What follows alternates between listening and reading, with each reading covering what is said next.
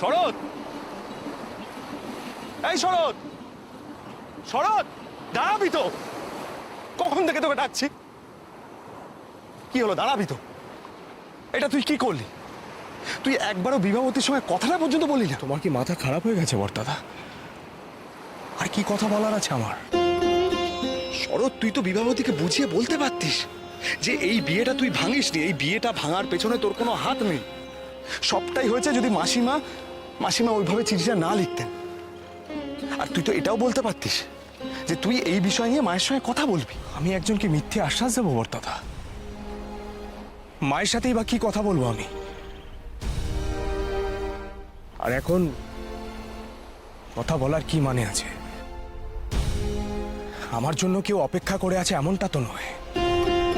দেখলে তো মন্মথ বাবুকে। শরৎ, শরৎ, এই অভিমানের কোনো মানে হয় না, জানিস তো? তুই তো ভালো করে জানিস বিবাহবতী কোনোদিনও মন্মথকে বিয়ে করবে না। আর এটা অজিতবাবু আমাদের আগেই বলেছে। এটা ওদের ব্যক্তিগত বিষয় বড়দাদা। আমি কি এসবের মধ্যে কথা বলা? আর কেনই বা বলবো? শরৎ, এই শরৎ, সতীশ বাবু,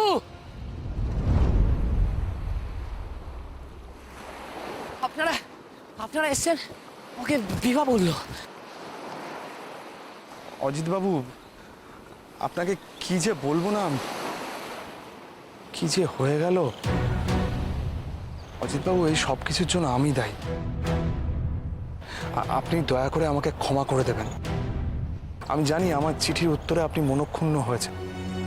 আর আমি এও জানি যে আমি বা আপনি, আমরা দুজনেই আমাদের ভাই বোনের ভবিষ্যৎ নিয়ে খুবই চিন্তিত।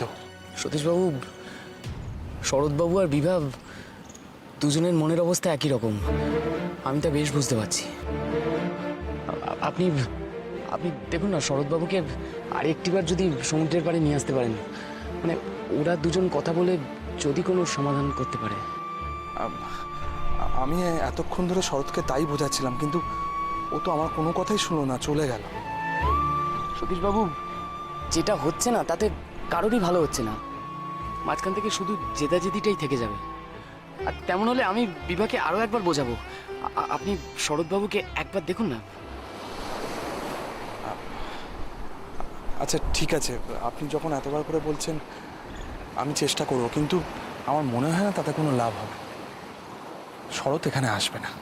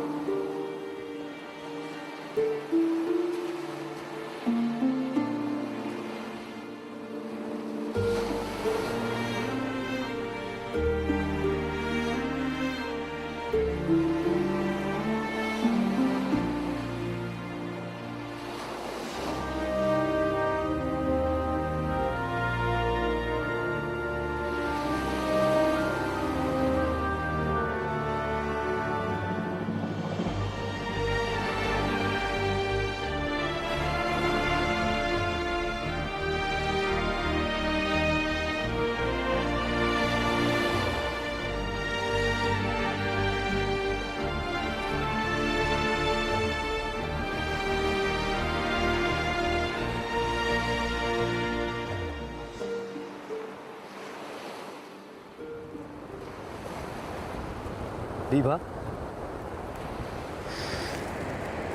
Beautiful. Very beautiful. Any.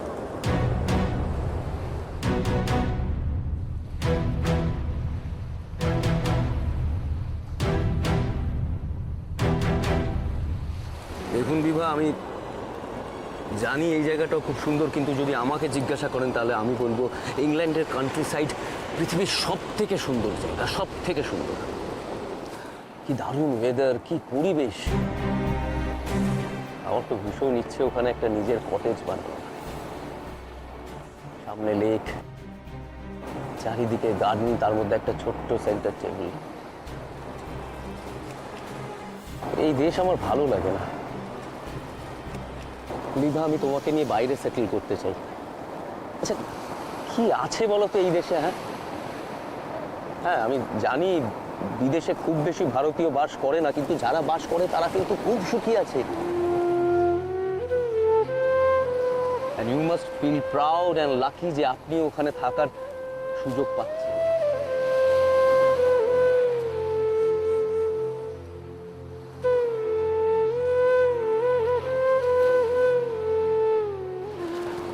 আচ্ছা বিভা, আমি একটা রিকোয়েস্ট করবো,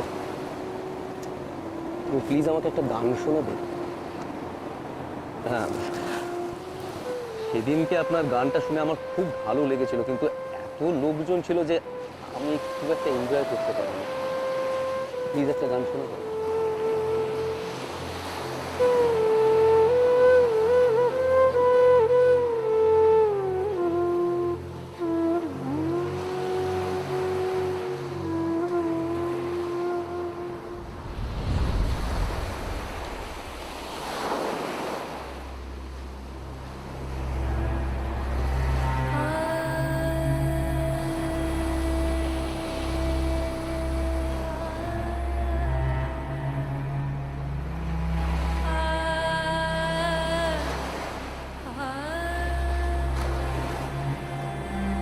কি হলো বিভা, গান শোনাবে না? কি গান শোনো? এনিথিং। এত সুন্দর ঢেউ, এত সুন্দর হাওয়া, সব মিলিয়ে এই সুন্দর পরিবেশে যে গান তোমার ভালো লাগে, যে কোনো গান।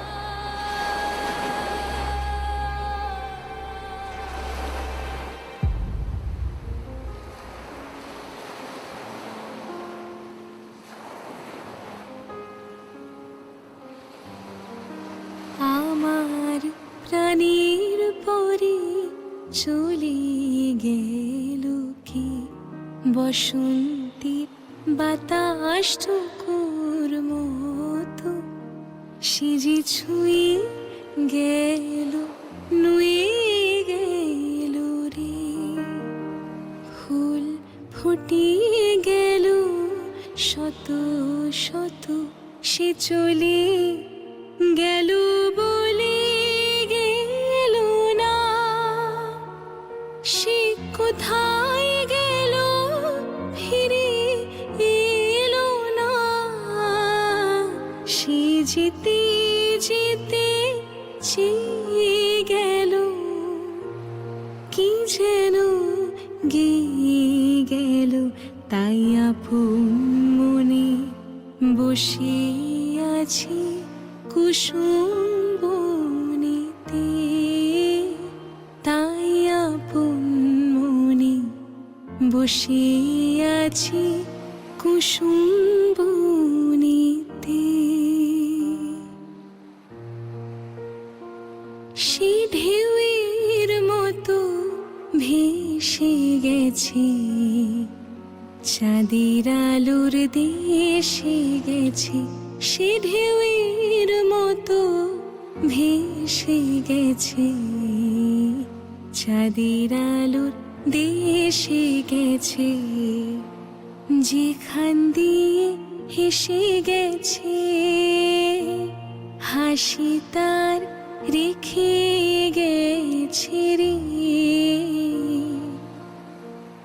মনে হলো আখির কোণে আমায় যেন ডেকে গেছে সে, আমি কোথায় যাব, কোথায় যাব ভাবতেছি, তাই একলা বসে সে চাঁদের চোখে বলিয়ে গেল ঘুমের ঘোর, সে প্রাণীর কোথায় দুলিয়ে গেল ফুলের ডোর, কুসুম বনের উপর থেকে কি কথা সে বলে গেল, ফুলের গন্ধ পাগল হয়ে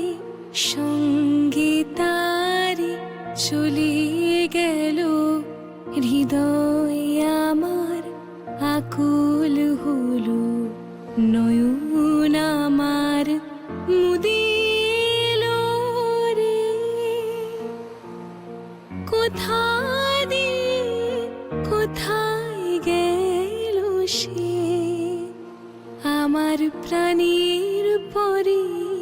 চলে গেল কি।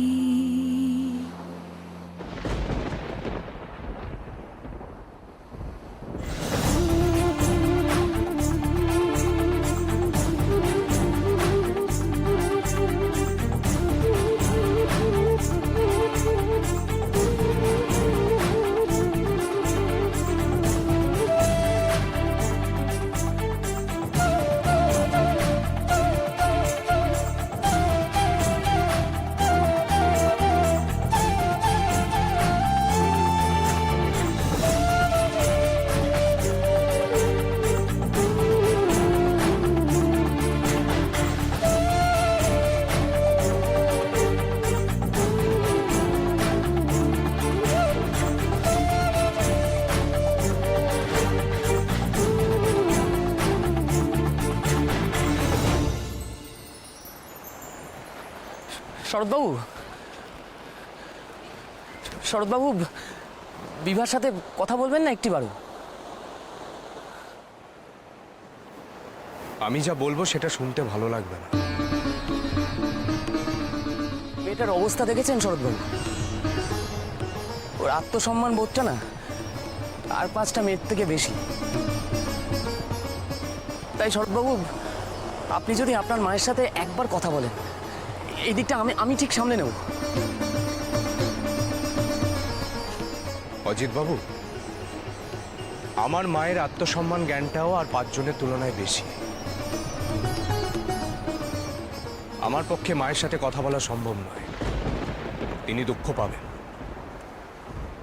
মা দুঃখ পান এমন কোনো কাজই আমি করব না। কথাটা কঠিন হলেও সত্যি, তাই আমি চুপ করেছিলাম। আমার বাবা পুরীতে এসেছে, ওনার কানে এই সমস্ত কথা গেলে অনর্থক অশান্তি হবে। তাই আমার মনে হয় দেখা সাক্ষাৎটা এখানেই বন্ধ হওয়া ভালো। ক্ষমা করবেন, আমি সত্যি খুব দুঃখিত।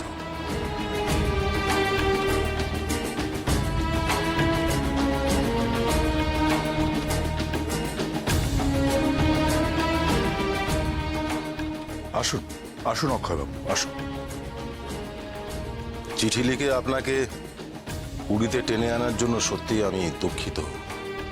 আসলে একটা বড় ভুল বোঝাবুঝি মেটানোর জন্য আমাকে এই পথ বেছে নিতে হলো। আর এত কিছুর পরেও যে আপনি এসেছেন তার জন্য সত্যিই আমি কৃতজ্ঞ। না না অক্ষয়বাবু, মানে দেখুন, আমি ছেলেদের বাইরে একটু বেড়ানোর জন্য পাঠিয়েছি। তারা ফিরে আসার আগেই আমাদের কথাবার্তাগুলো যদি আমরা একটু... হ্যাঁ হ্যাঁ, আসুন আসুন আসুন ভেতরে আসুন, আসুন আসুন অক্ষয়বাবু। আমি আপনার এই পুরীতে আসার প্রস্তাবে রাজি হয়েছি কারণ আমিও চাই এই বিয়েটা হোক। দেখি আপনি দাঁড়িয়ে কেন, বসুন না। বসছি। দেখুন অক্ষয়বাবু, আমিও চাই বিভামা আমার বাড়িতে বউ হয়ে আসুক। প্রথম থেকেই এই ইচ্ছেটা আমার ছিল। তবে সত্যি বলতে এই বিয়ের বিষয়ে প্রত্যেক বাড়িতেই একটা নিয়ম কানুন থাকে, আমার বাড়িতেও রয়েছে। তবে আমি আপনার বাড়িতে আপনাকে কথা দিয়ে এসেছিলাম অক্ষয়বাবু। আপনি আমার সেই কথার উপর ভরসা রাখতে পারলেন না। দেখুন, সেসব কথা এখন না তোলাই ভালো। এতে সমস্যা বাড়বে বই কমবে না। আপনি শুধু বলুন যে কিভাবে পরিস্থিতি সামাল দেওয়া যায়। যদি সেটা বলেন তাহলে... আসলে দেখুন, আপনার সাহায্য আমার একান্তই প্রয়োজন, জানো কি বাবু। সেটাই তো বুঝে উঠতে পারছি না। দেখুন, একটা কথা স্পষ্ট যে আপনি আমি দুজনেই চাই বিভা শরতের বিয়েটা হোক। আমার ধারণা বিভা শরতও তাই চায়। হ্যাঁ, মাঝখানে বাদ সাজছে আপনার এবং আমার গিন্নি এবং তাদের দুখানা পত্র। ছেলে মেয়েদের দিয়েই তাদের মায়ের মনটা গলাতে হবে, বুঝেছেন? সেটা কি এত সহজ হবে? আমি যদি এখন শরৎকে তার মায়ের সামনে ডেকে তার মতামত জানতে চাই, সে তো এটাই বলবে যে মা যা সিদ্ধান্ত নিয়েছেন তাই হবে। সমস্যা তো এখানেই। আচ্ছা অক্ষয়বাবু, কি করি বলুন তো? শরৎ যদি সে কথা না বলে আর সেই ব্যবস্থা যদি আমি করি, আপনি কি করে? আমি একবার চেষ্টা করে দেখতে পারি। আমার মাথায় একটা বুদ্ধি এসেছে। একবার অজিতের সঙ্গে পরামর্শ করতে হবে। আপনি তো মশাই বেশ মজার মানুষ। না মানে পরিবারের সাথে বেড়াতে এসে পালিয়ে এলেন আমাদের বাড়িতে, আমাকে এত দূর থেকে ডেকে নিয়ে এলেন এই গোপন ষড়যন্ত্রে অংশীদার হতে, তাতে নিজেও যোগ দিচ্ছেন, আবার নিজের ছেলেকে ধরেও টানাটানি করছেন। হ্যাঁ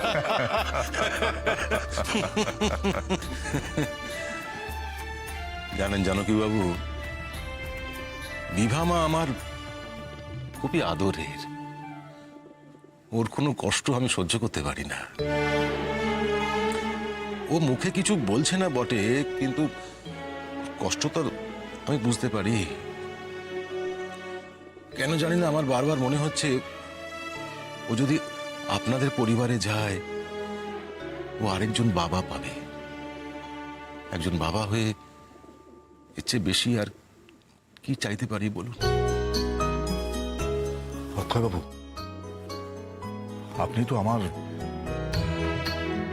দায়িত্ব আর সম্মান দুই বাড়িয়ে দিলেন।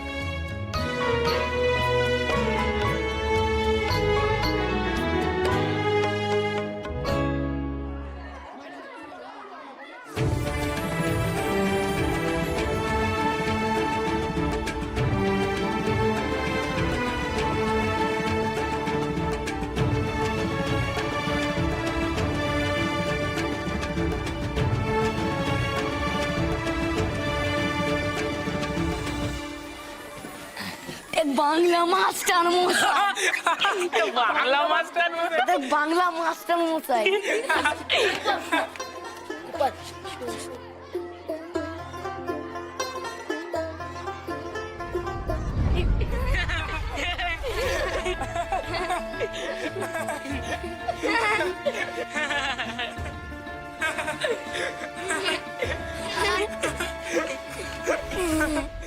দেখো দেখো গোপালের কেরামতি কত। সাহেব পড়েছে জামা বাঙালির মতো, তবুও সেই জামাটা মাটিতে লুটায়। সাহেব হোঁচটকে ব্যথায় কোকায়।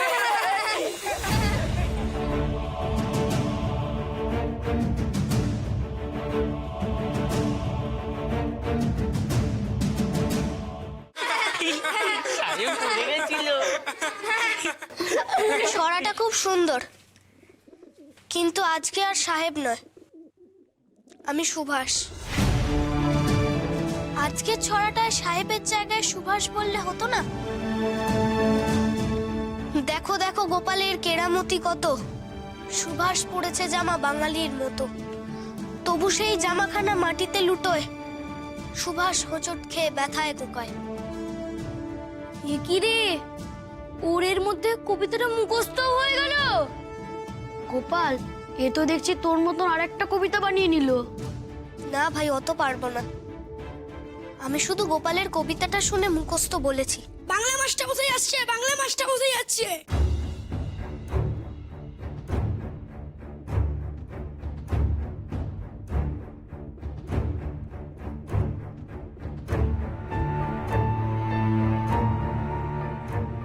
ওর বাচিন দূতের কাজটা কে করলো? কে কে করলো শুনি? আমি যে আসছি খবরটা পেয়ে সব একেবারে সুবোধ ভালো হয়ে গেলে। যে বসো, সকালে বসো।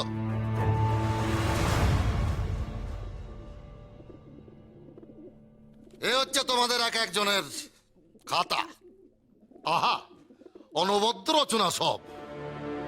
তবে চারুর লেখনী বললে মনটা সত্যি ভরে যায়। আগের দিন বাংলা ক্লাসে ঘোড়া বিষয়ে যে রচনা লিখতে দেওয়া হয়েছিল সেই খাতায় দেখাবো আজ। তোমরা সকলেই কিছু কিছু বানান ভুল করেছো, তবে একটি খাতা সকলকে চাপিয়ে গেছে। অকাল কুষ্মাণ্ড অপগণ্ড ওর বাচিন। এই যে এই সেই খাতা। বাহ, কি সুন্দর লেখনী। রাতের পথে ঘোড়া দৌড়চ্ছে। রাত বানান 2 শূন্য র, ঘোড়া বানান বয় শূন্য র, দৌড়ুচ্ছে বানান আবার বয় শূন্য র। আয় আর বাঁচেনের দল। আমি একবার দেখতে চাই এ মানিকটি কি, অনুমান করতে পারো এই খাতাটা কার? হুম? শ্রীমান সুভাষচন্দ্র বসুর খাতা এটি।